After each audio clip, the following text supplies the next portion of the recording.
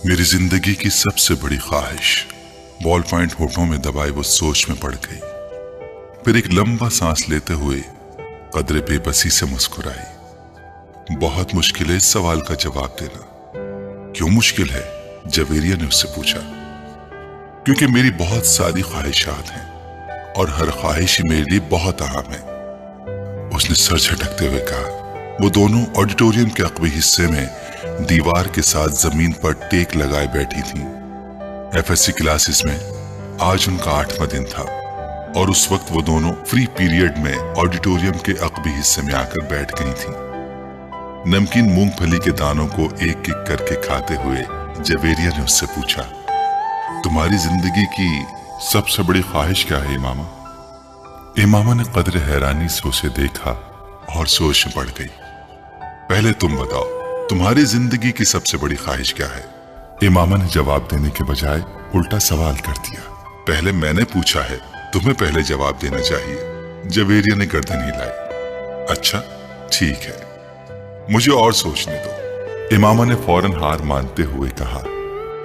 मेरी जिंदगी की सबसे बड़ी ख्वाहिश वो बड़बड़ाई। एक ख्वाहिश तो यह है कि मेरी जिंदगी बहुत लंबी हो, उसने कहा। क्यों? जवेरिया हंसी। बस 50-60 साल की जिंदगी मुझे बड़ी छोटी लगती है। कम से कम 100 साल तो मिलने चाहिए इंसान को दुनिया में, और फिर मैं इतना सब कुछ करना चाहती हूँ। अगर जल्दी मर जाऊंगी तो फिर मेरी जिंदगी की सारी ख्वाहिशात अधूरी रह जाएंगी, उसने मूंगफली का एक दाना मुंह में डालते हुए कहा। अच्छा और? जवेरिया ने कहा। और ये कि मैं मुल्क की सबसे बड़ी डॉक्टर बनना चाहती हूँ, सबसे अच्छी आई स्पेशलिस्ट। मैं चाहती हूँ कि जब पाकिस्तान में आई सर्जरी की तारीख लिखी जाए तो उसमें मेरा नाम टॉप ऑफ द लिस्ट हो, उसने मुस्कुराते हुए आसमान को देखा। अच्छा, और अगर कभी तुम डॉक्टर ना बन सकी तो? जवेरिया ने कहा। आखिर ये मेरिट और किस्मत की बात है, ऐसा मुमकिन ही नहीं है। मैं इतनी मेहनत कर रही हूं कि मेरिट पर हर सूरत आऊंगी। फिर मेरे वालिदैन के पास इतना पैसा है कि मैं अगर यहाँ किसी मेडिकल कॉलेज में ना जा सकी तो वो मुझे बैरून मुल्क भिजवा देंगे। फिर भी अगर कभी ऐसा हो कि तुम डॉक्टर ना बन सको तो? हो ही नहीं सकता। ये मेरी जिंदगी की सबसे बड़ी ख्वाहिश है और मैं इस प्रोफेशन के लिए सब कुछ छोड़ सकती हूँ। ये मेरा ख्वाब है और ख्वाबों को भला कैसे छोड़ा जा सकता है? इम्पॉसिबल। इमामा ने कतई अंदाज में सर हिलाते हुए हथेली पर रखे दानों में से एक और दाना मुंह में डाला। जिंदगी में कुछ भी नामुमकिन नहीं हो सकता, कभी भी कुछ भी हो सकता है। फर्ज करो कि तुम डॉक्टर नहीं बन पाती तो फिर तुम क्या करोगी? कैसे रिएक्ट करोगी? इमामा अब सोच में पड़ गई। पहले तो मैं बहुत रोऊंगी, बहुत ही ज्यादा, कई दिन, और फिर मैं मर जाऊंगी। जवेरिया बेइख्तियार हंसी। और अभी कुछ देर पहले तो तुम कह रही थी कि तुम लंबी जिंदगी चाहती हो, और अभी तुम कह रही हो कि तुम मर जाओगी। हाँ, तो फिर जिंदा रहकर क्या करूंगी? सारे प्लान्स ही मेरे मेडिकल के हवाले से हैं, और ये चीज जिंदगी से निकल गई तो फिर बाकी रहेगा क्या? यानी तुम्हारी एक बड़ी ख्वाहिश दूसरी बड़ी ख्वाहिश को खत्म कर देगी? तुम यही समझ लो। तो फिर इसका मतलब तो यही हुआ कि तुम्हारी सबसे बड़ी ख्वाहिश डॉक्टर बनना है, लंबी जिंदगी पाना नहीं। तुम कह सकती हो। अच्छा, अगर तुम डॉक्टर ना बन सकी तो फिर मरोगी कैसे? खुदकुशी करोगी या तबई मौत? जवेरिया ने बड़ी दिलचस्पी से पूछा। तबई मौत ही मरूंगी, खुदकुशी तो कर ही नहीं सकती, इमामा ने लापरवाही से कहा। और अगर तुम्हें तबई मौत ना आ सकी तो? मेरा मतलब है जल्द ना आई तो फिर तुम डॉक्टर ना बनने के बावजूद भी लंबी जिंदगी गुजारोगी? नहीं, मुझे पता है कि अगर मैं डॉक्टर ना बनी तो फिर बहुत जल्द मर जाऊंगी। मुझे इतना दुख होगा कि मैं तो जिंदा रह ही नहीं सकूंगी। वो यकीन से बोली।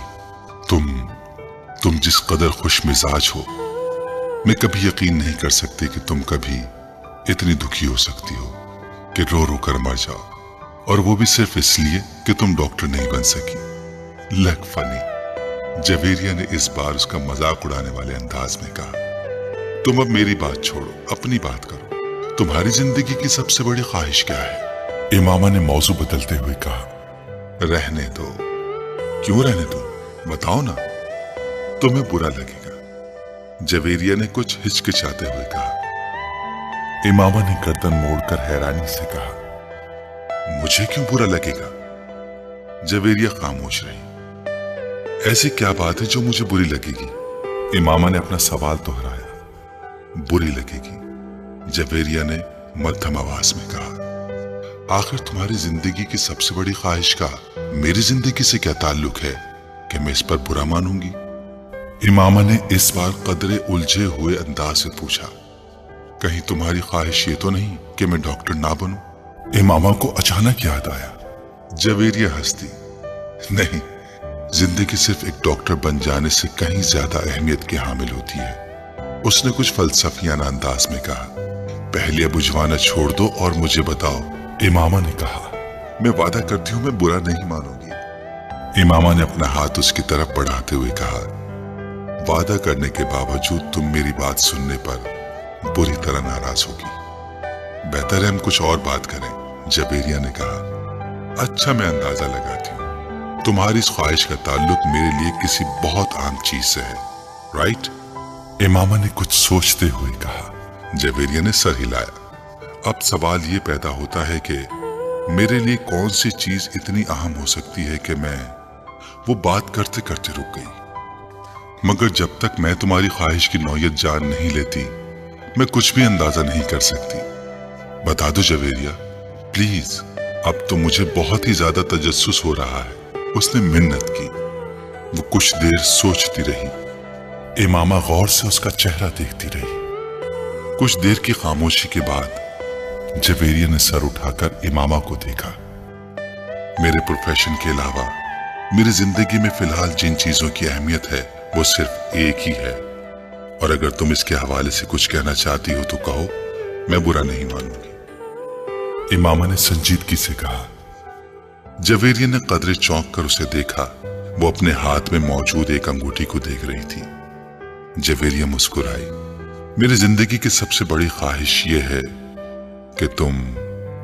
जवेरिया ने उसे अपनी ख्वाहिश बताई। इमामा का चेहरा एकदम सफेद पड़ गया। वो शौक थी या हैरत सता, जवेरिया अंदाजा नहीं कर सकी, मगर उसके चेहरे के तासुरात ये जरूर बता रहे थे कि जवेरिया के मुंह से निकलने वाले जुमले उसके हर अंदाजे के बरक्स थे। मैंने तुमसे कहा था ना कि तुम बुरा मानोगी। जवेरिया ने जैसे सफाई पेश करने की कोशिश की, मगर इमामा कुछ कहे बगैर उसे देखती रही।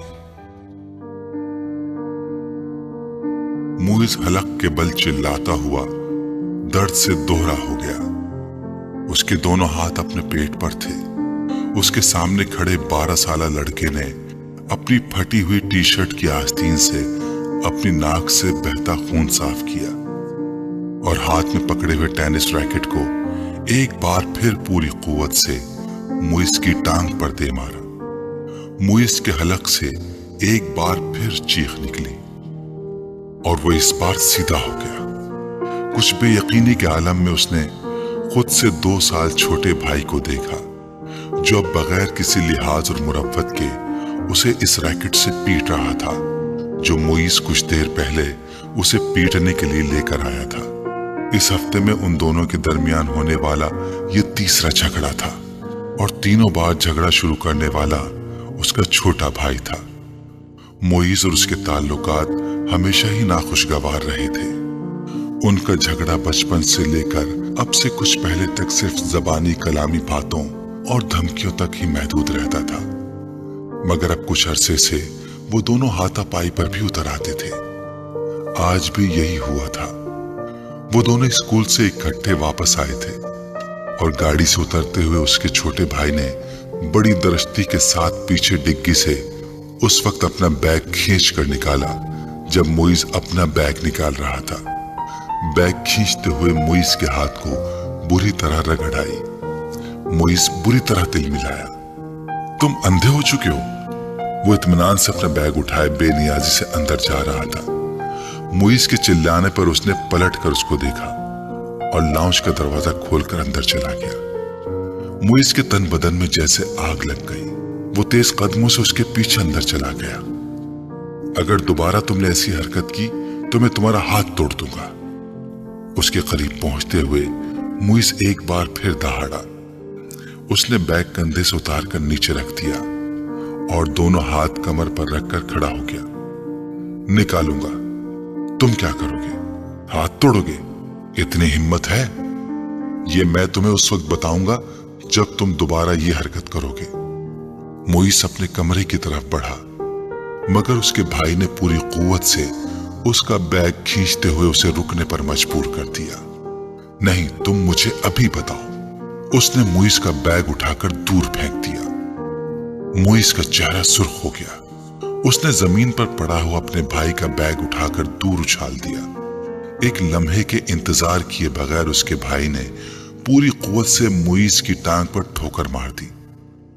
जवाबन उसने पूरी कुव्वत से छोटे भाई के मुंह पर मुक्का मारा, जो उसकी नाक पर लगा। अगले ही लम्हे उसकी नाक से खून टपकने लगा। इतने शदीद हमले के बावजूद उसके हलक से कोई आवाज नहीं निकली थी।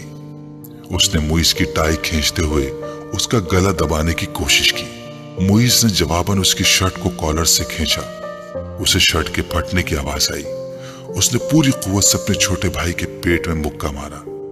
उसके भाई के हाथ से उसकी टाई निकल गई। ठहरो, मैं तुम्हें अब तुम्हारा हाथ तोड़कर दिखाता हूं। मुइज़ ने उसे गालियां देते हुए लाउंज के कोने में पड़े हुए एक रैकेट को उठा लिया। अपने छोटे भाई को मारने की कोशिश की, मगर अगले ही लम्हे रैकेट उसके भाई के हाथ में था। उसने पूरी कुव्वत से घुमाकर इतनी बर्क रफ्तारी के साथ उस रैकेट को मुइज़ के पेट पर मारा कि वो संभल या खुद को बचा भी ना सका। उसने यके बाद दीगरे उसकी कमर और टांग पर रैकेट बरसा दिए। अंदर से उन दोनों का बड़ा भाई इश्तिआल के आलम में बाहर लाउंज में आ गया। क्या तकलीफ है तुम दोनों को? घर में आते ही हंगामा शुरू कर देते हो। उसको देखते ही छोटे भाई ने उठा हुआ रैकेट नीचे कर लिया था। और तुम्हें शर्म नहीं आती अपने बड़े भाई को मारते हो? उसकी नजर अब उसके हाथ में पकड़े रैकेट पर गई। नहीं आती। उसने बड़ी ढिठाई के साथ कहते हुए रैकेट एक तरफ उछाल दिया और बड़ी बेखौफी से कुछ फासले पर पड़ा हुआ अपना बैग उठाकर अंदर जाने लगा। मुइज़ ने बुलंद आवाज में सीढ़ियां चढ़ते हुए अपने छोटे भाई से कहा, तुमको इसका खमियाजा भुगतना पड़ेगा। वो अभी तक अपनी टांग सहला रहा था। Sure, why not? एक अजीब सी मुस्कुराहट के साथ सीढ़ियों के आखिरी सिरे पर रुककर उसने मुइज़ से कहा, अगली बार तुम बैट लेकर आना। टेनिस रैकेट से कुछ मजा नहीं आया। तुम्हारी कोई हड्डी नहीं टूटी। मुइज़ को इश्तियाल आ गया। तुम अपनी नाक संभालो, वो यकीनन टूट गई होगी।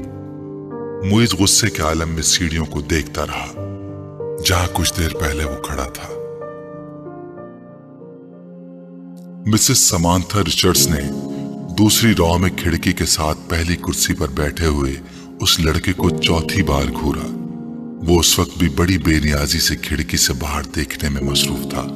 वक्तन फवक्तन वो बाहर से नजरें हटाता, एक नजर मिसेस समांथा को देखता, उसके बाद फिर उसी तरह बाहर झांकने लगता। इस्लामाबाद के एक गैर मुल्की स्कूल में वो आज पहले दिन इस क्लास की बायोलॉजी पढ़ाने के लिए आई थी। वो एक डिप्लोमेट की बीवी थी और कुछ दिन पहले ही इस्लामाबाद अपने शौहर के साथ आई थी।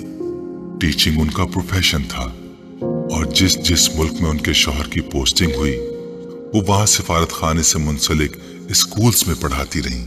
इससे पहले बायोलॉजी पढ़ाने वाली टीचर मिसेस मैरिन की स्कीम ऑफ वर्क को ही जारी रखते हुए उन्होंने क्लास के साथ कुछ इब्तिदाई तारुफ और गुफ्तगू के बाद दिल और निज़ाम दौरान खून की डायग्राम राइटिंग बोर्ड पर बनाते हुए उसे समझाना शुरू किया। डायग्राम की वजाहत करते हुए उन्होंने उस लड़के को खिड़की से बाहर झांकते हुए देखा। पुरानी तकनीक का इस्तेमाल करते हुए अपनी नजरें उस लड़के पर मरकूज रखते हुए उन्होंने अचानक बोलना बंद कर दिया। क्लास में यकदम खामोशी सी छा गई। उस लड़के ने सर घुमाकर अंदर देखा। मिसेस समांथा रिचर्ड से उसकी नजरें मिली। मिसेस समांथा मुस्कुराई और एक बार फिर उन्होंने अपना लेक्चर शुरू कर दिया। कुछ देर तक उन्होंने इसी तरह बोलते हुए अपनी नजरें उस लड़के पर रखी जो अब अपने सामने पड़ी नोटबुक पर कुछ लिखने में मसरूफ था। उसके बाद मिसेस समांथा ने अपनी तवज्जो क्लास में मौजूद दूसरे स्टूडेंट्स पर मरकूज कर ली। उनका ख्याल था कि वो खासा शर्मिंदा हो चुका है, दोबारा बाहर नहीं देखेगा। मगर सिर्फ 2 मिनट बाद ही उन्होंने उसे एक बार फिर खिड़की से बाहर मुतवज्जो देखा। वो एक बार फिर बोलते बोलते खामोश हो गई। बिला तवक्कुफ उस लड़के ने गर्दन मोड़कर फिर उनकी तरफ देखा। इस बार मिसेस समांथा मुस्कुराई नहीं, बल्कि कदर संजीदगी से उसे देखते हुए एक बार फिर लेक्चर देना शुरू कर दिया। चंद लम्हे गुजरने के बाद उन्होंने राइटिंग बोर्ड को देखने के बाद दोबारा उस लड़के को देखा तो वो एक बार फिर खिड़की से बाहर कुछ देखने में मसरूफ था। इस बार गैर महसूस तौर पर उनके चेहरे पर कुछ नाराजगी नमूदार हुई और वो कुछ झुंझलाते हुए खामोश हुई। और उनके खामोश होते ही उस लड़के ने खिड़की के बाहर से अपनी नजरें हटाकर उनकी तरफ देखा। इस बार उस लड़के के माथे पर भी कुछ शिकने थी। एक नजर मिसेस समांथा को नागवारी से देखकर वो एक बार फिर खिड़की से बाहर देखने लगा। इसका अंदाजा इस कदर तौहीन आमेज था कि मिसेस समांथा रिचर्ड्स का चेहरा सुर्ख हो गया। सालार, तुम क्या देख रहे हो? उन्होंने सख्ती से पूछा। नथिंग, एक लफ्जी जवाब आया। वो अब चुपती हुई नजरों से उन्हें देख रहा था। तुम्हें पता है मैं क्या पढ़ा रही हूं? होप सो, उसने इतने रूड अंदाज में कहा कि समांथा रिचर्ड्स ने यकदम हाथ में पकड़ा हुआ मारकर कैप से बंद करके टेबल पर फेंक दिया। ये बात है तो फिर यहाँ आओ और ये डायग्राम बनाकर इसको लेबल करो। उन्होंने स्पंज के साथ राइटिंग बोर्ड को साफ करते हुए कहा। यके बाद दीगर लड़के के चेहरे पर कई रंग आए। उन्होंने क्लास में बैठे हुए स्टूडेंट्स को आपस में नजरों का तबादला करते हुए देखा। वो लड़का अब सर्द नजरों के साथ समांथा रिचर्ड्स को देख रहा था। जैसे ही उन्होंने राइटिंग बोर्ड से आखिरी निशान साफ किया, वो अपनी कुर्सी से एक झटके के साथ उठा। तेज कदमों के साथ उसने टेबल पर पड़ा हुआ मार्कर उठाया और बर्क रफ्तारी के साथ राइटिंग बोर्ड पर डायग्राम बनाने लगा। पूरे 2 मिनट 57 सेकंड्स के बाद उसने मार्कर पर कैप लगाकर उसे मेज पर उसी अंदाज में उछाला जिस अंदाज में समांथा रिचर्ड्स ने उछाला था, और समांथा की तरफ देखे बगैर अपनी कुर्सी पर आकर बैठ गया। मिसेस रिचर्ड ने उसे मारकर उछालते या अपनी कुर्सी की तरफ जाते नहीं देखा। वो बेयकीनी के आलम में राइटिंग बोर्ड पर 3 नट से भी कम अरसे में बनाए जाने वाली इस लेबल डायग्राम को देख रही थी, जिसे बनाने में उन्होंने 10 मिनट लिए थे, और वो उनकी डायग्राम से ज्यादा अच्छी थी। वो कहीं भी मामूली सी गलती भी नहीं ढूंढ सकी। कुछ खफीफ सी होते हुए उन्होंने गर्दन मोड़कर एक बार फिर उस लड़के को देखा। वो फिर खिड़की से बाहर देख रहा था। वसीम ने तीसरी बार दरवाजे पर दस्तक दी। इस बार अंदर से इमामा की आवाज आई। कौन है? इमामा, मैं हूं, दरवाजा खोलो।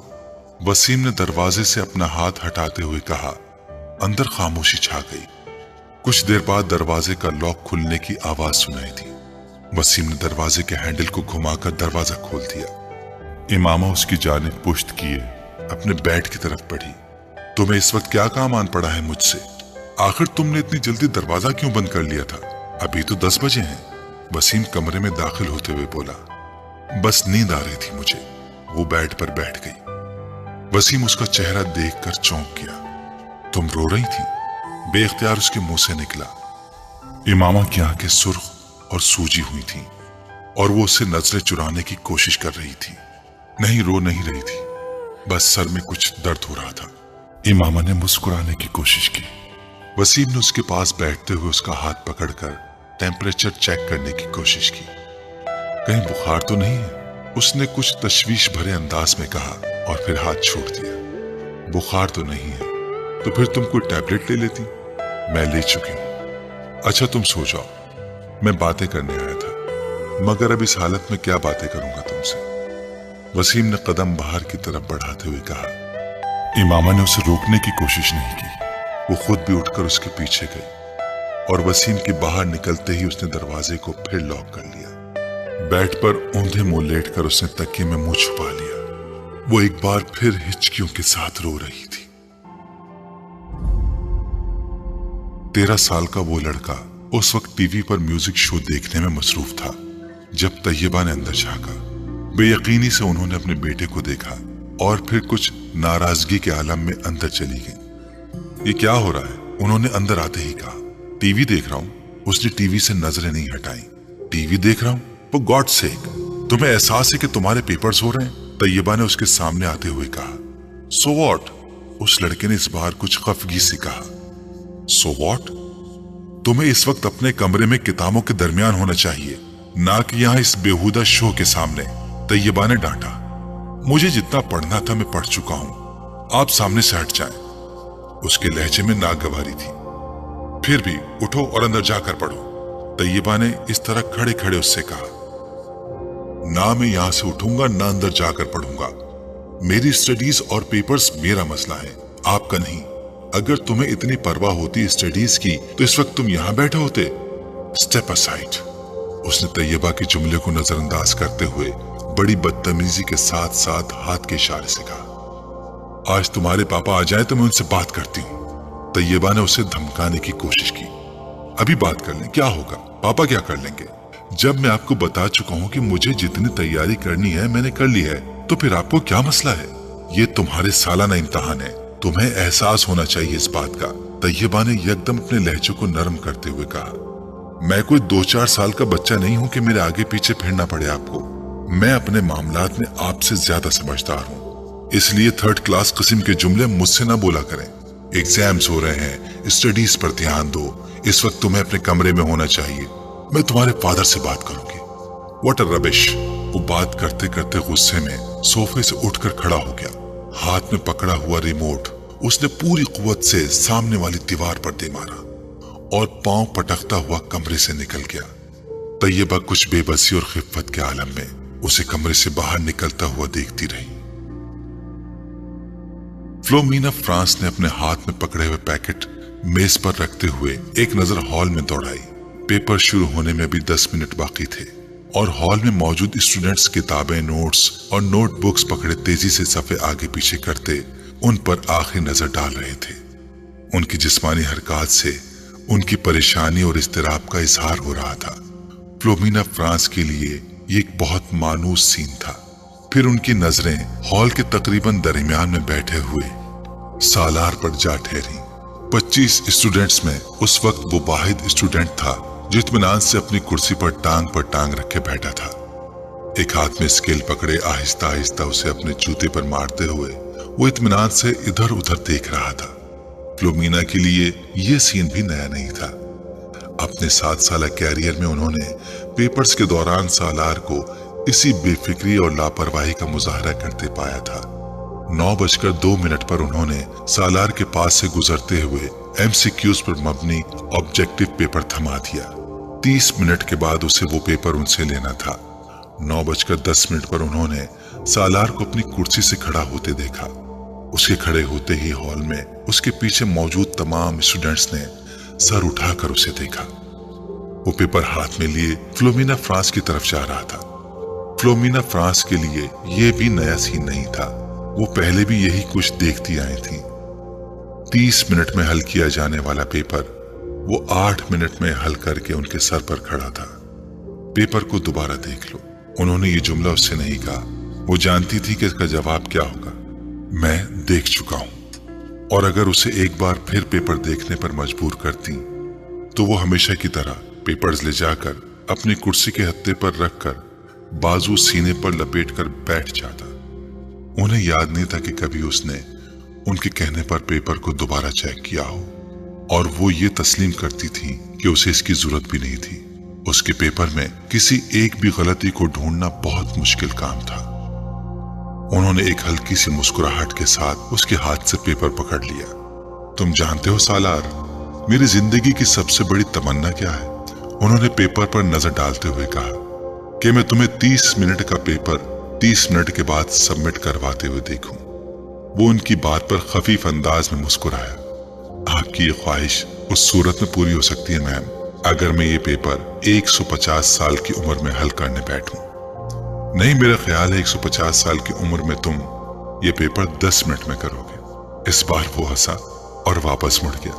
फ्लोमिना फ्रांस ने एक नजर उसके पेपर के सफात को उलट पलट कर देखा। एक सरसरी सी नजर भी उन्हें ये बताने के लिए काफी थी कि वो इस पेपर में कितने नंबर गंवाएगा। 0। सलमा ने अपनी बेटी के हाथों में गिफ्ट पेपर में लिपटे हुए पैकेट को हैरानी से देखा। ये क्या है इमामा? तुम तो मार्केट गई थी, शायद कुछ किताबें लेनी थी तुम्हें। हाँ अम्मी, मुझे किताबें ही लेनी थी, मगर किसी को तोहफे में देने के लिए। किसको तोहफा देना है? वो लाहौर में एक दोस्त है मेरी, उसकी सालगिरह है, उसके लिए खरीदा है। कोरियर सर्विस के जरिए भिजवा दूंगी, क्योंकि मुझे तो अभी यहाँ रहना है। लाओ फिर मुझे दो ये पैकेट, मैं वसीम को दूंगी, वो भिजवा देगा। नहीं अम्मी, मैं अभी नहीं भिजवाऊंगी, अभी उसकी सालगिरह की तारीख नहीं आई। सलमा को लगा जैसे वो यकदम घबरा गई हो। उन्हें हैरानी हुई, क्या ये घबराने वाली बात थी? 3 साल पहले इमामा की वजह से उन्हें बहुत ज्यादा परेशानी का सामना करना पड़ा था, उन्हें और उनके शौहर हाशिम को। वो तब अपनी बेटी के बारे में बहुत फिक्रमंद थी और हाशिम उनसे ज्यादा। मगर पिछले 3 साल में सब कुछ ठीक हो गया था। वो दोनों अब उसकी तरफ से मुकम्मल तौर पर मुतमईन थे, खास तौर पर असजद से उसकी निस्बत तय करके। वो जानती थी कि इमामा असजद को पसंद करती है, और सिर्फ वही नहीं, असजद को कोई भी पसंद कर सकता था। वो हर लिहाज से एक अच्छा लड़का था। वो ये भी जानती थी कि असजद से निस्बत तय होने पर बहुत खुश हुई थी। असजद और उसके दरमियान पहले भी खासी दोस्ती और बेतकल्लुफी थी, मगर बाज दफा उन्हें लगता जैसे वो वक्त गुजरने के साथ साथ बहुत चुप होती जा रही है। वो पहले ऐसी नहीं थी, मगर अब वो स्कूल जाने वाली बच्ची भी तो नहीं रही, मेडिकल कॉलेज की स्टूडेंट है।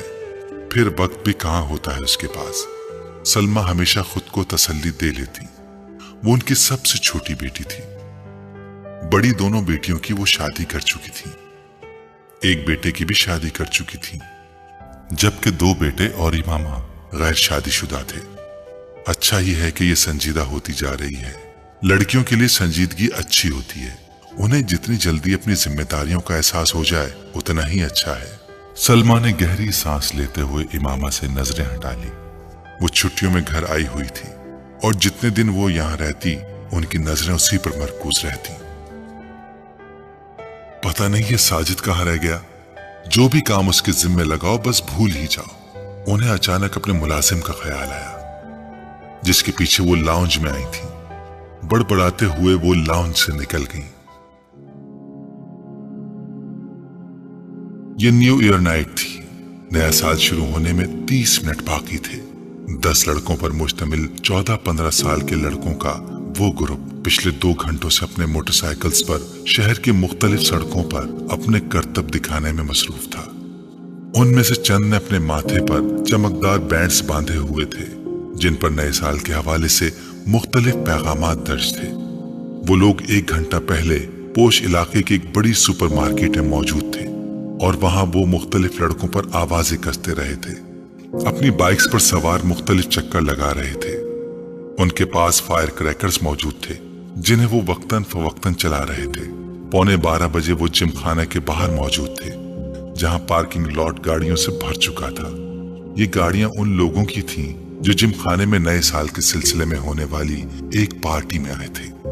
उन लड़कों के पास भी इस पार्टी के दावती कार्ड मौजूद थे, क्योंकि उनमें से तकरीबन तमाम के वालिदैन जिम खाने के मेंबर्स थे। वो लड़के अंदर पहुंचे तो 11:55 हो रहे थे। चंद मिनटों बाद डांस फ्लोर समेत तमाम जगहों की लाइट्स ऑफ हो जाती थीं और उसके बाद बाहर लॉन में आतिशबाजी के एक मुजाहरे के साथ नया साल शुरू होने पर लाइट्स ऑन होना थी। इसके बाद तकरीबन तमाम रात वहां रक्स के साथ साथ शराब पी जाती, जिसका एहतमाम नए साल की इस तकरीब के लिए जिम खाना की इंतजामिया खास तौर पर करती थी। लाइट्स ऑफ होते ही वहां एक तूफान बदतमीजी का आगाज हो जाता था और वहां मौजूद लोग उसी तूफान बदतमीजी के लिए वहां आते थे। 15 साल वो लड़का भी 10 लड़कों के इस ग्रुप के साथ आने के बाद उस वक्त डांस फ्लोर पर रॉक बीट पर डांस कर रहा था। डांस में उसकी महारत काबिले दीद थी। 12 बजने में 10 सेकंड रह जाने पर लाइट्स ऑफ हो गईं और ठीक 12 बजे लाइट्स यकदम दोबारा ऑन कर दी गई। अंधेरे के बाद सेकंड्स गिनने वालों की आवाजें अब शोर और खुशी के कहकाहों और चीखों में बदल गई थी। चंद सेकंड्स पहले थम जाने वाला म्यूजिक एक बार फिर बजाया जाने लगा। वो लड़का अपने दोस्तों के साथ बाहर पार्किंग में आ गया, जहां बहुत से लड़के अपनी अपनी गाड़ियों के हॉर्न बजा रहे थे। उन्हीं लड़कों के साथ बियर के कैन पकड़े वो वहां मौजूद एक गाड़ी की छत पर चढ़ गया। उस लड़के ने गाड़ी की छत पर खड़े खड़े अपनी जैकेट की जेब से बियर का एक भरा हुआ कैन निकाला और पूरी कुव्वत से कुछ फासले पर खड़ी एक गाड़ी की विंड स्क्रीन पर दे मारा। एक धमाके के साथ गाड़ी की विंड स्क्रीन चूर चूर हो गई। वो लड़का इत्मीनान के साथ अपने बाएं हाथ में पकड़ा कैन पीता रहा।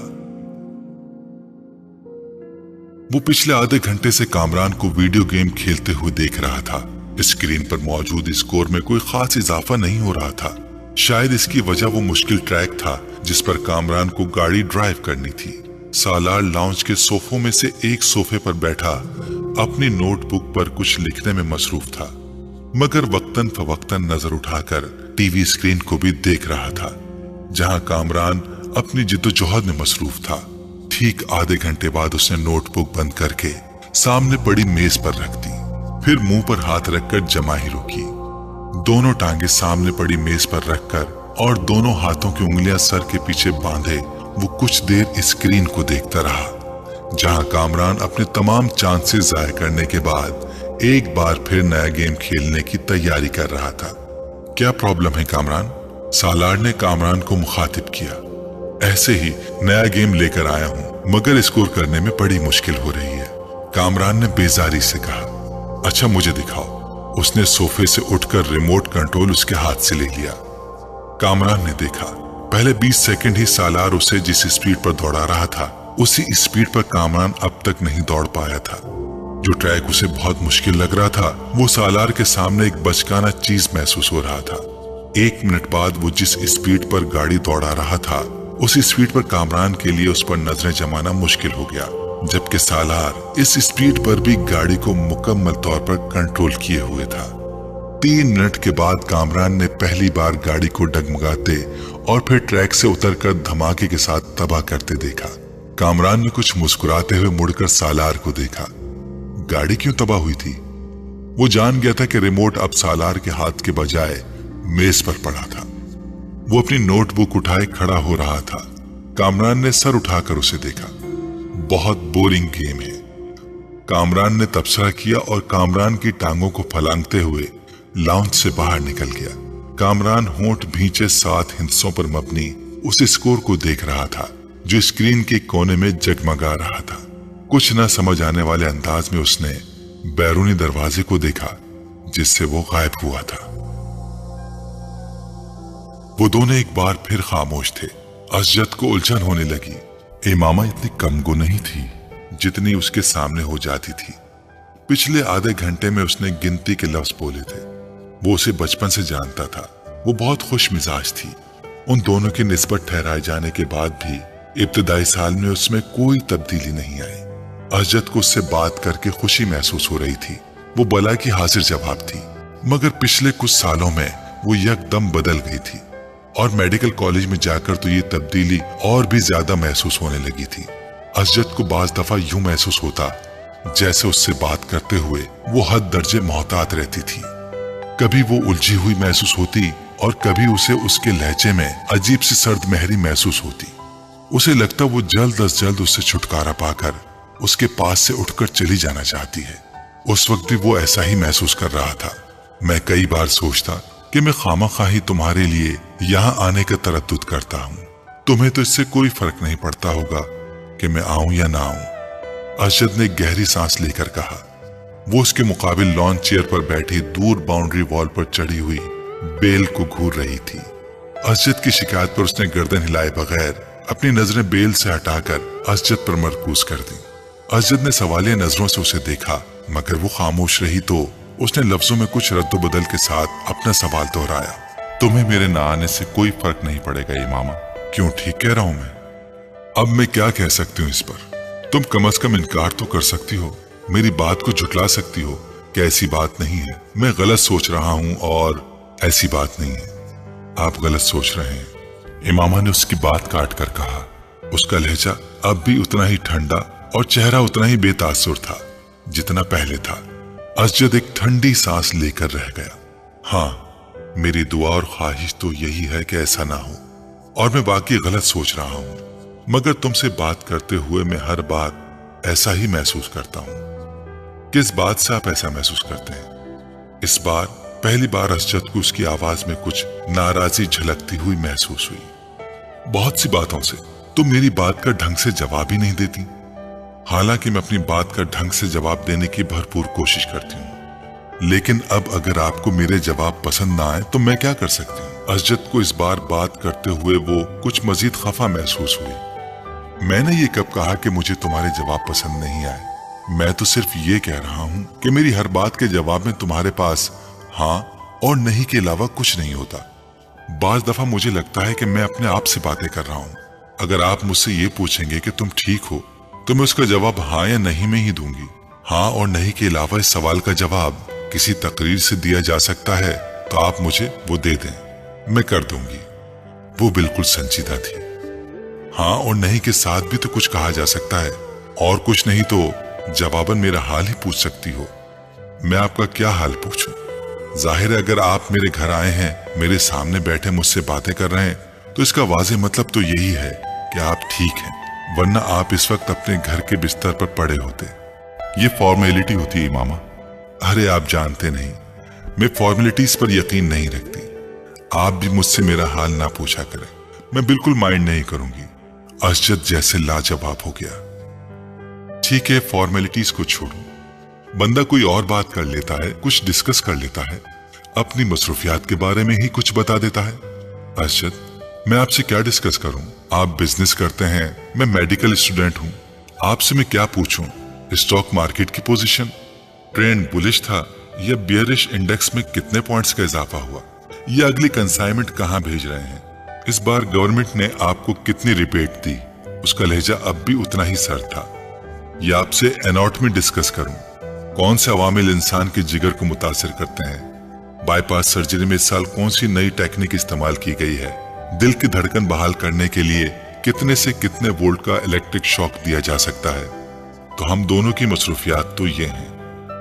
अब इनके बारे में डिस्कशन से आप और मैं मोहब्बत और बेतकल्लुफी की कौन सी नई मंजिलें तय करेंगे? वो मेरी समझ से बाहर है। असजद का चेहरा सुर्ख हो गया। अब वो इस लम्हे को कोस रहा था जब उसने इमामा से शिकायत की थी। और भी तो मसरूफियात होती हैं इंसान की। असजद ने कदरे कमजोर लहजे में कहा, नहीं, पढ़ाई के अलावा मेरी तो और कोई मसरूफियात नहीं है। इमामा ने कतईयत से सर हिलाते हुए कहा, पहले भी तो हम दोनों आपस में बहुत सी बातें करते थे। इमामा ने उसकी बात काट दी। पहले की बात छोड़ें, अब मैं वक्त जाया करना अफोर्ड नहीं कर सकती। हैरत मुझे आप पर हो रही है कि आप बिजनेसमैन होकर इतनी इमेच्योर और इमोशनल सोच रखते हैं। आपको तो खुद बहुत प्रैक्टिकल होना चाहिए। असजद कुछ न बोल सका। हम दोनों के दरमियान जो रिश्ता है वो हम दोनों जानते हैं। अब अगर आप मेरी प्रैक्टिकल अप्रोच को बेइल्तिफाती, बेनियासी, नाराजी समझें तो मैं क्या कर सकती हूँ? मैं आपके साथ यहाँ बैठी हूँ तो इसका मतलब यही है कि मैं इस रिश्ते को अहमियत देती हूँ, वरना कोई अजनबी तो इस तरह यहाँ मेरे साथ बैठकर चाय नहीं पी सकता। वो एक लम्हे के लिए रुकी। और जहां तक इस बात का ताल्लुक है कि आपके आने या ना आने से मुझे कोई फर्क पड़ेगा या नहीं, हकीकत यह है कि हम दोनों ही बहुत मसरूफ रहते हैं। हम मॉडर्न एज की पैदावार हैं। ना मैं कोई हीर हूं और ना आप रांझे के कबीले से ताल्लुक रखते हैं कि मेरे लिए घंटों ये फरीजा सर अंजाम दें। सच यही है कि फर्क वाकई नहीं पड़ता कि हम दोनों मिलें या ना मिलें, बातें करें या ना करें। हमारा रिश्ता वही रहेगा जो अब है। या आपको लगता है इसमें कोई तब्दीली आ सकती है? अगर असजद के माथे पर पसीना नहीं आया था तो इसकी वाहिद वजह दिसंबर का महीना था। उन दोनों की उम्र में 8 साल का फर्क था, मगर उस वक्त पहली बार असजद को यह फर्क 18 साल का महसूस हुआ। वो उसे अपने आप से 18 साल बड़ी लगने लगी थी। 2 हफ्ते पहले वो 19 की हुई थी, मगर इस वक्त असजद को लग रहा था जैसे वो टीन एज से सीधी अधेड़ उम्र में चली गई थी। वो खुद एक बार फिर ब्रिटेन में आ गया था। टांग पर टांग रखते असजद के चेहरे पर नजरें जमाए उसी बेतासुर अंदाज में उसके जवाब की मुंतजिर थी। असजद ने कुर्सी के हत्थे पर टिके उसके हाथ में मंगनी की अंगूठी को देखा और खनकार कर अपना गला साफ करने की कोशिश की। तुम बिल्कुल ठीक कह रही हो। मैं सिर्फ इसलिए डिस्कशन की बात कर रहा था कि हमारे दरमियान अंडरस्टैंडिंग डेवलप हो सके। असजद, मैं आपको बहुत अच्छी तरह समझती और जानती हूँ, और ये जानकर मुझे बहुत अफसोस हुआ कि आप समझते हैं कि हमारे दरमियान अभी भी किसी अंडरस्टैंडिंग को डेवलप करने की जरूरत है। میرا خیال تھا ہم دونوں کے درمیان اچھی خاصی انڈرسٹینڈنگ ہے۔ وہ اسجد کا دن نہیں تھا۔ اسجد نے اعتراف کیا، اور اگر آپ کو یہ خیال ہے کہ اناٹمی اور بزنس کو ڈسکس کر کے ہم کوئی انڈرسٹینڈنگ ڈیولپ کر لیں گے تو ٹھیک ہے، آئندہ ہم یہی ڈسکس کر لیا کریں گے۔ امامہ کے لہجے میں لاپرواہی کا عنصر تھا۔ تم کو میری بات بری لگی ہے؟ بالکل بھی نہیں، میں کیوں برا مانوں گی؟ اس کے لہجے میں موجود حیرت کے عنصر نے اسجد کو مزید شرمندہ کر دیا۔ شاید میں نے غلط بات کی ہے، شاید نہیں یقیناً۔ اس نے تینوں لفظوں پر باری باری زور دیتے ہوئے کہا، تم جانتی ہو میرے نزدیک یہ رشتہ کتنی اہمیت کا حامل ہے۔ میرے بہت سے خواب ہیں اس رشتے کے حوالے سے، تمہارے حوالے سے۔ اسجد نے گہرا سانس لے کر کہا۔ امامہ بے تاثر چہرے کے ساتھ اسی بیل کو دیکھ رہی تھی۔ شاید اسی لیے میں ضرورت سے زیادہ حساس ہو جاتا ہوں۔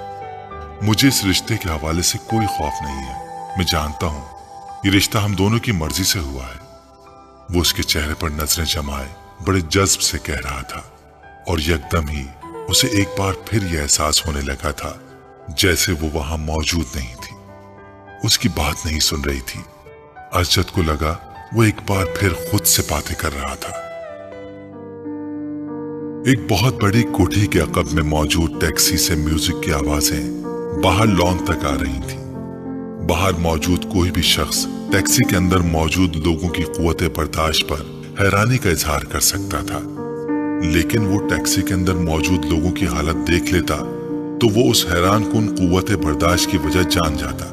ٹیکسی میں موجود 6 لڑکے جس حالت میں تھے، اس حالت میں اس سے زیادہ تیز اور بلند میوزک بھی ان پر اثر انداز نہ ہو سکتا تھا۔ اور جہاں تک 7ویں لڑکے کا تعلق تھا تو وہ ایسی کسی چیز سے متاثر نہیں ہوتا تھا۔ انیکسی کا وہ کمرہ اس وقت دھوئیں کے مرغولوں اور عجیب قسم کی بو سے بھرا ہوا تھا۔ قالین پر ایک مشہور ریسٹورنٹ سے لائے گئے کھانوں کے کھلے ہوئے ڈبے اور ڈسپوزیبل پلیٹس، چمچے بھی پڑے تھے۔ قالین پر کھانے پینے کی بچی کچی چیزیں اور ہڈیاں بھی ادھر ادھر پھینکی گئی تھیں۔ سافٹ ڈرنک کی پلاسٹک کی بوتلیں بھی ادھر ادھر لڑک رہی تھیں۔ کیچپ کی بوتلوں سے نکلنے والی کیچپ قالین کو کچھ اور بدنما بنا رہی تھیں۔ وہ 7 لڑکے اسی قالین پر ایک دوسرے سے کچھ فاصلے پر براجمان تھے۔ ان کے سامنے قالین پر بیئر کے خالی کینز کا ایک ڈھیر بھی لگا ہوا تھا، اور تفریح کا یہ سلسلہ وہیں تک نہیں رکا تھا۔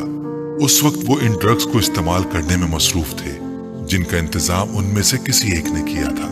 پچھلے 2 ماہ میں وہ تیسری بار اس ایڈونچر کے لیے اکٹھے ہوئے تھے، اور 3 مواقع پر وہ 4 مختلف قسم کی ڈرگز استعمال کر چکے تھے۔ پہلی بار انہوں نے وہ ڈرگ استعمال کی تھی جو ان میں سے ایک کو اپنے باپ کے دراز سے ملی تھی۔ دوسری بار انہوں نے جو ڈرگ استعمال کی تھی وہ انہوں نے اپنے ایک اسکول فیلوز کے توسط سے اسلام آباد کے ایک کلب سے خریدی تھی، اور اس بار وہ جو ڈرگ استعمال کر رہے تھے وہ انہوں نے ایک ٹرپ پر راولپنڈی کی ایک مارکیٹ میں افغان سے خریدی تھی۔ تینوں مواقعوں پر انہوں نے ان ڈرگز کے ساتھ الکوہل کا استعمال کیا تھا، جس کا حصول ان کے لیے مشکل نہیں تھا۔ اس وقت بھی ان 7 لڑکوں میں سے 6 لڑکے پوری طرح نشے میں تھے۔ ان میں سے ایک ابھی بھی کانپتے ہاتھوں کے ساتھ ڈرگز کو سونگھنے کی کوشش کر رہا تھا، جبکہ 2 لڑکے سگریٹ پیتے ہوئے باقی لڑکوں کے ساتھ ٹوٹی پھوٹی گفتگو کر رہے تھے۔ صرف 7واں لڑکا مکمل طور پر ہوش میں تھا۔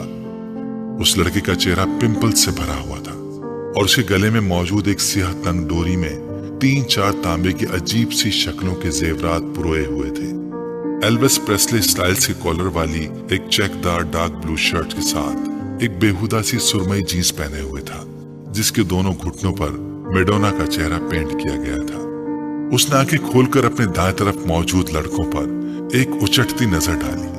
اس کی آنکھیں سرخ ہو رہی تھیں، مگر اس سرخی کے باوجود ایسا کوئی تاثر نہیں دے رہی تھیں کہ وہ باقی لڑکوں کی طرح مکمل طور پر نشے کی گرفت میں تھا۔ چند منٹ انہیں دیکھنے کے بعد اس نے سیدھے ہوتے ہوئے ڈیبیا میں موجود باقی ڈرگز کون میں ڈال دی اور ایک چھوٹے سے اسٹرا کے ساتھ اسے سونگھنے لگا۔ کافی دیر بعد اس نے اسٹرا کو ایک طرف پھینک دیا اور اپنے ہاتھ کی پور پر تھوڑی سی ڈرگ رکھ کر زبان کی نوک کے ساتھ کچھ دلچسپی، تجسس مگر احتیاط کے ساتھ اسے چکھا۔ دوسرے ہی لمحے اس نے برق رفتاری کے ساتھ اپنے بائیں جانب تھوکا۔ ڈرگ یقیناً بہت اچھی کوالٹی کی تھی۔ اس کی آنکھیں اب پہلے سے زیادہ سرخ ہو رہی تھیں، मगर अभी भी वो अपने होश हवास में था। उसके चेहरे के तासुरात से अंदाजा हो रहा था कि वो अपनी सरगर्मी से कुछ ज्यादा महसूस नहीं हुआ। 1-2 मिनट के बाद उसने अपने पास कालीन पर पड़े हुए बेयर के कैन से चंद घूंट लेते हुए ड्रग्स के जायके को साफ करने की कोशिश की।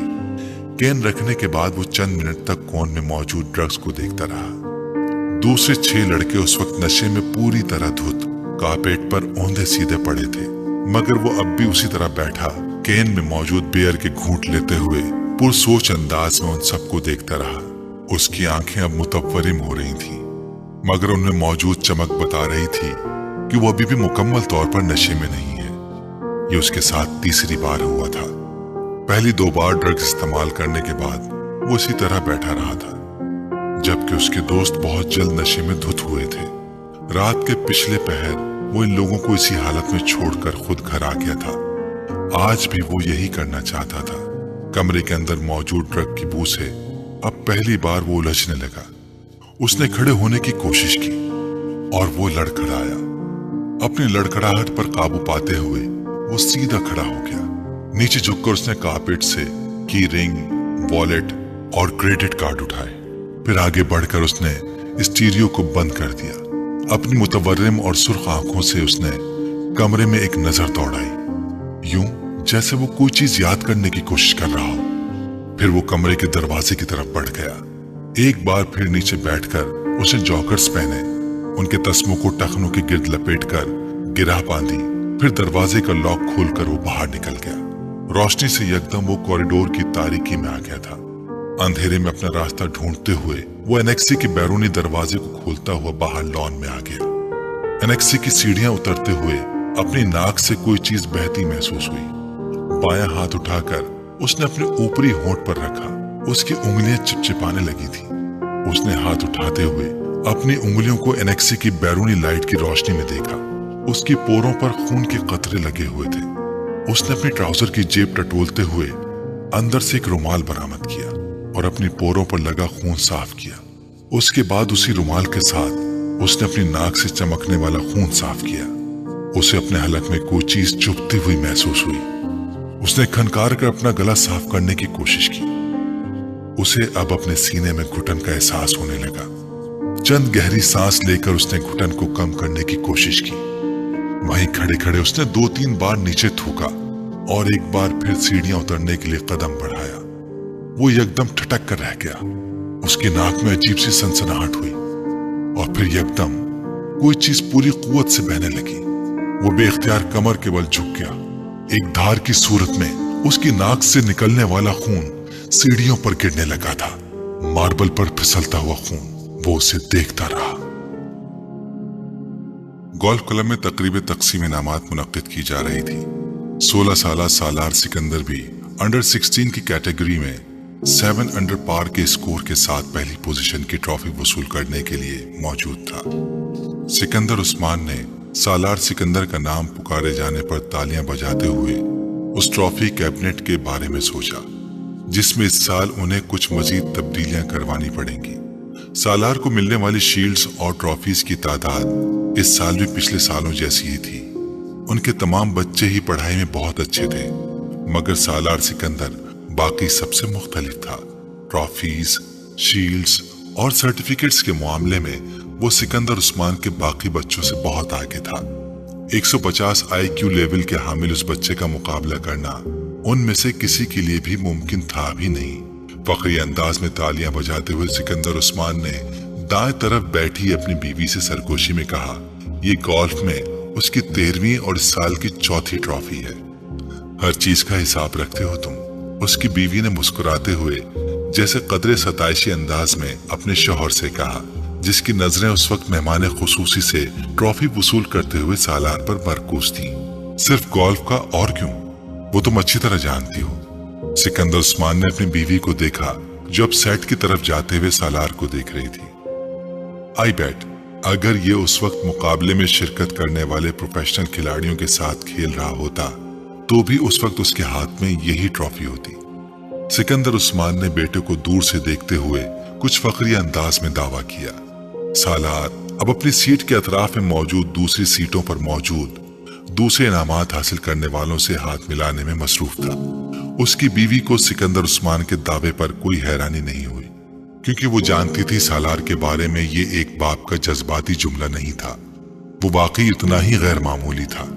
उसे 2 हफ्ते पहले अपने भाई जुबैर के साथ इसी गोल्फ कोर्स पर 18वां होल पर खेले जाने वाला गोल्फ मैच याद आया। रफ में तफाकन गिर जाने वाली एक बॉल को वो जिस सफाई और महारत के साथ वापस ग्रीन पर लाया था, उसने जुबैर को महवे हयात कर दिया। वो पहली बार सालार के साथ गोल्फ खेल रहा था। मुझे यकीन नहीं आ रहा, 18 होल के खात्मे तक किसी को भी ये याद नहीं था कि उसने ये जुमला कितनी बार बोला था। रफ से खेले जाने वाली शॉट ने अगर उसे महवे हैरत किया था, तो सालार सिकंदर के पटर्स ने उसे दम बखुद कर दिया था।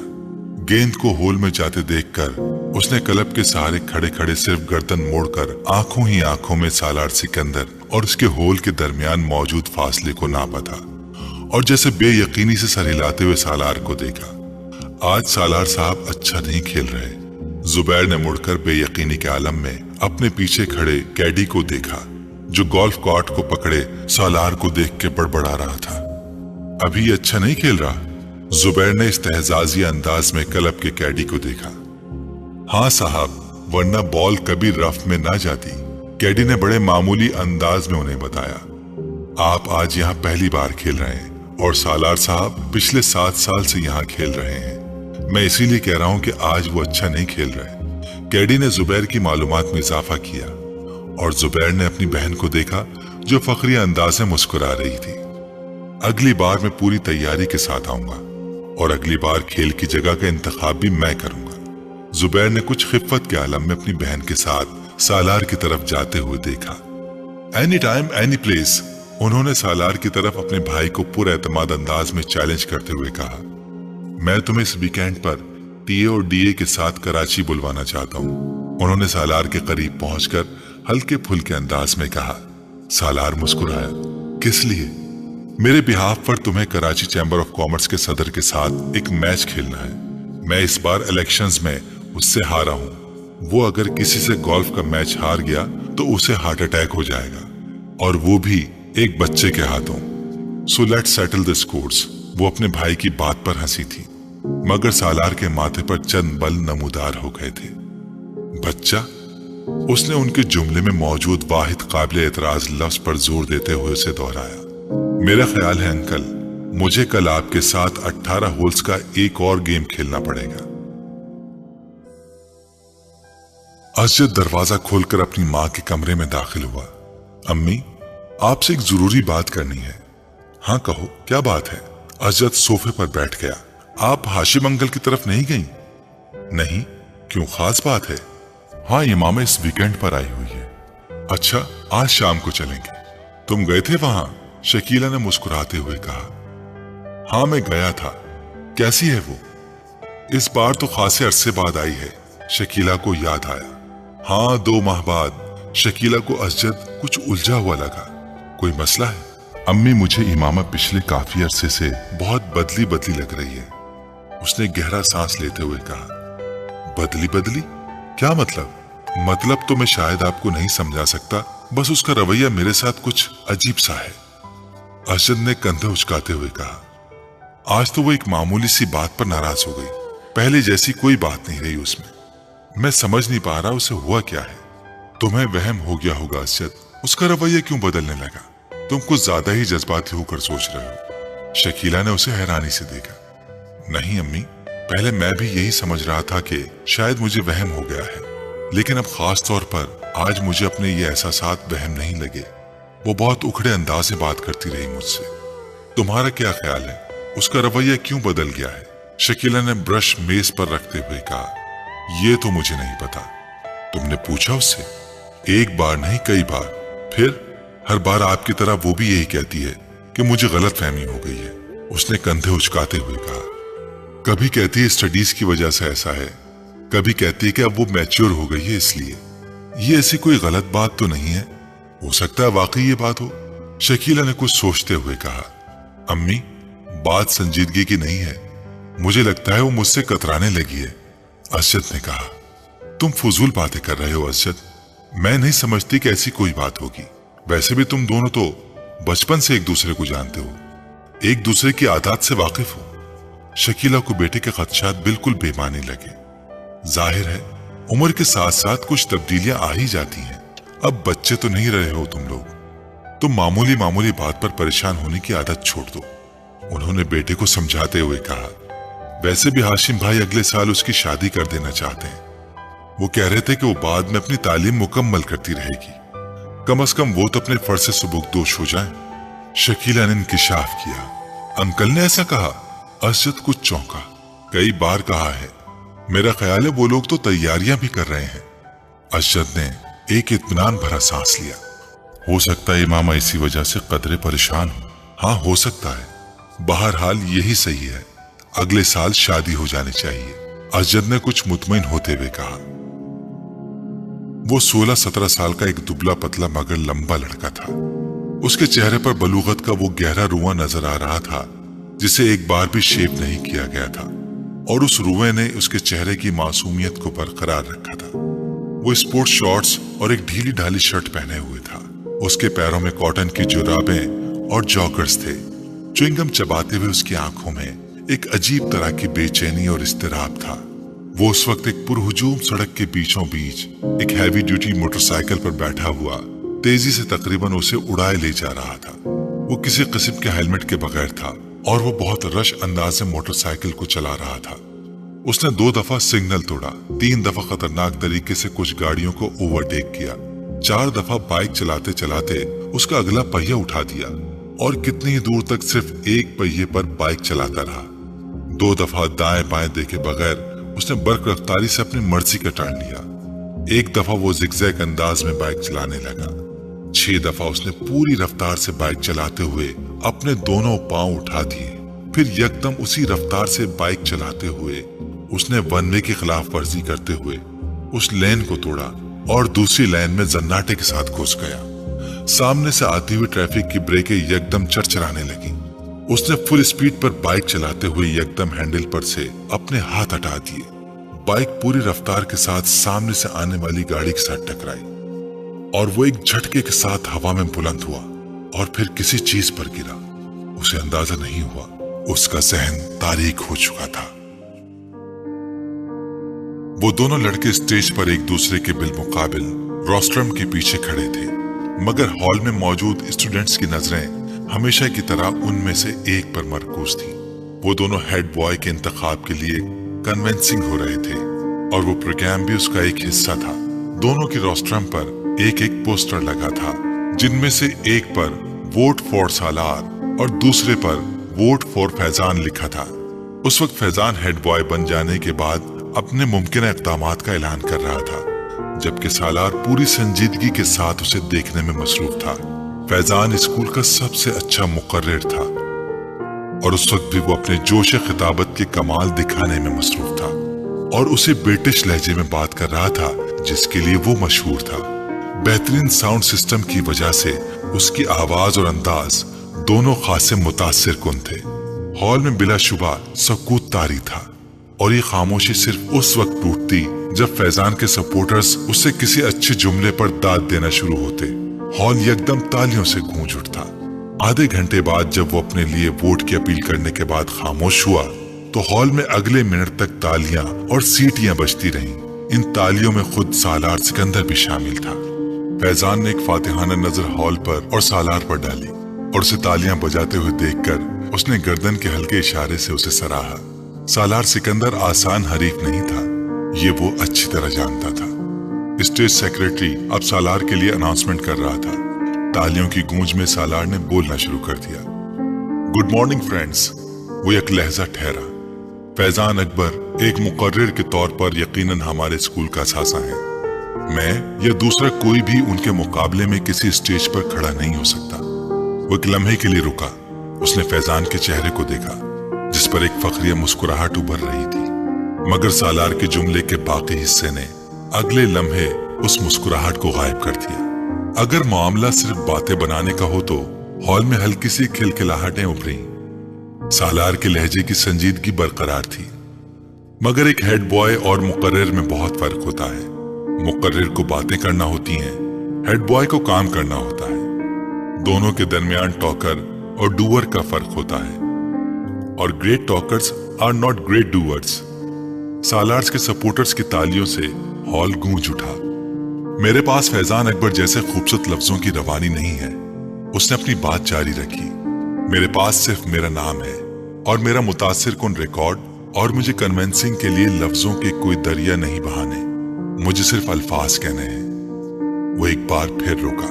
Trust me and vote for me. उसने शुक्रिया अदा करते हुए जिस वक्त अपने माइक को ऑफ किया, उस वक्त हॉल तालियों से गूंज रहा था। 1 मिनट 40 सेकंड्स में वो इसी नपे तुले और कैलकुलेटेड अंदाज में बोला था जो उसका खासा था, और उसी 1.5 मिनट ने फैजान का तख्ता कर दिया था। उस इब्तिदाई तारुफ के बाद दोनों उम्मीदवारों से सवाल जवाब का सिलसिला शुरू हुआ था। सालार सिकंदर उन जवाबात में भी उतने ही इख्तिसार से काम ले रहा था जितना उसने अपनी तकरीर में लिया था। उसका सबसे तवील जवाब 4 जुमलों पर मुश्तमिल था, जबकि फैजान का सबसे मुख्तसर जवाब भी 4 जुमलों पर मुश्तमिल नहीं था। फैजान की फसाहत और बलागत जो पहले उसकी खूबी समझी जाती थी, उस वक्त उस स्टेज पर सालार के मुख्तसर जवाबात के सामने चर्ब ज़बानी नजर आ रही थी, और इसका एहसास खुद फैजान को भी हो रहा था। जिस सवाल का जवाब सालार एक लफ्ज या एक जुमले में देता, उसके लिए फैजान को आदतन तमहीद बांधनी पड़ती, और सालार का अपनी तकरीर में उसके बारे में किया हुआ ये तबसरा वहां मौजूद स्टूडेंट्स को कुछ और सही महसूस होता कि एक मुकर्रिर से बातें कर सकता है। सालार सिकंदर को हेड बॉय क्यों होना चाहिए? सवाल किया गया। क्योंकि आप बेहतरीन शख्स का इंतखाब चाहते हैं। जवाब आया कि ये जुमला खुद सताइशी नहीं है। एतराज किया गया, नहीं, ये जुमला खुद शनासी है। एतराज को रद्द कर दिया गया। खुद सताइशी और खुद शनासी में क्या फर्क है? एक बार फिर चुपते हुए लहजे में पूछा गया, वही जो फैजान अकबर और सालार सिकंदर में है। संजीदगी से कहा गया, अगर आपको हेड बॉय ना बनाया तो आपको क्या फर्क पड़ेगा? फर्क मुझे नहीं, आपको पड़ेगा। कैसे? अगर बेहतरीन आदमी को मुल्क का लीडर ना बनाया जाए तो फर्क कौम को पड़ता है, उस बेहतरीन आदमी को नहीं। आप अपने आप को बेहतरीन आदमी कह रहे हैं। एक बार फिर एतराज किया गया, क्या इस हॉल में कोई ऐसा है जो खुद को बुरे आदमी के साथ इक्वेट करे? हो सकता है हो, फिर मैं उससे मिलना चाहूंगा। हॉल में हंसी की आवाजें उभरी। हेड बॉय बनने के बाद सालार सिकंदर जो तब्दीलियां लाएगा उसके बारे में बताएं। तब्दीलियां बताई नहीं जाती, दिखाई जाती हैं, और ये काम हेड बॉय बनने से पहले नहीं कर सकता। चंद और सवाल किए गए। फिर स्टेज सेक्रेटरी ने हाज़रीन में से एक आखिरी सवाल लिया। वो एक श्रीलंकन लड़का था जो कुछ शरारती अंदाज में मुस्कुराते हुए खड़ा हुआ। अगर आप मेरे एक सवाल का जवाब दे दें तो मैं और मेरा पूरा ग्रुप आपको वोट देगा। सालार उसकी बात पर मुस्कुराया। जवाब देने से पहले मैं जानना चाहूंगा कि आपके ग्रुप के कितने लोग हैं? उसने पूछा। 6, उस लड़के ने कहा। सालार ने सर हिलाया। ओके, सवाल करें। आपको कुछ हिसाब किताब करते हुए मुझे बताना है कि अगर हम 2,67,895 में 9,52,852 को जमा करें, फिर उसमें से 3,99,999 को तफरीक करें, फिर उसमें 9,29,292 को जमा करें, और उसे वो श्रीलंकन लड़का ठहर ठहर कर एक कागज पर लिखा हुआ एक सवाल पूछ रहा था। 6 के साथ ज़र्ब दें, फिर उसे 2 के साथ तकसीम करें, और जवाब में 4,92,359 को जमा कर दें तो क्या जवाब आएगा? वो लड़का अपनी बात मुकम्मल ना कर सका। 81,42,473 बड़ी बर्क रफ्तारी के साथ सालार ने जवाब दिया। उस लड़के ने कागज पर एक नजर दौड़ाई और फिर कुछ बेयकीनी से सर हिलाते हुए तालियां बजाने लगा। फैजान अकबर को उस वक्त अपना आप एक एक्टर से ज्यादा नहीं लगा। पूरा हॉल उस लड़के के साथ तालियां बजाने में मसरूफ था। फैजान अकबर को पूरा प्रोग्राम एक मजाक महसूस होने लगा। 1 घंटे बाद जब वो सालार सिकंदर से पहले उस स्टेज से उतर रहा था तो वो जानता था कि वो मुकाबले से पहले ही मुकाबला हार चुका था। 150 के IQ लेवल वाले उस लड़के से उसे जिंदगी में इससे पहले कभी इतना हसद महसूस नहीं हुआ। इमाम आपा, आप लाहौर कब जाएंगी? वो अपने नोट्स को देखते हुए चौंकी। सर उठाकर उसने साद को देखा। वो साइकिल की रफ्तार को अब बिल्कुल आहिस्ता किए उसके गिर्द चक्कर लगा रहा था। कल? क्यों? तुम क्यों पूछ रहे हो? इमामा ने अपनी फाइल बंद करते हुए कहा। जब आप चली जाती हैं तो मैं आपको बहुत मिस करता हूं, वो बोला। क्यों? इमामा ने मुस्कुराते हुए पूछा। क्योंकि आप मुझे बहुत अच्छी लगती हैं और आप मेरे लिए बहुत से खिलौने लाती हैं और आप मुझे सैर करवाने ले जाती हैं और आप मेरे साथ खेलती हैं, इसलिए। उसने तफसीली जवाब दिया।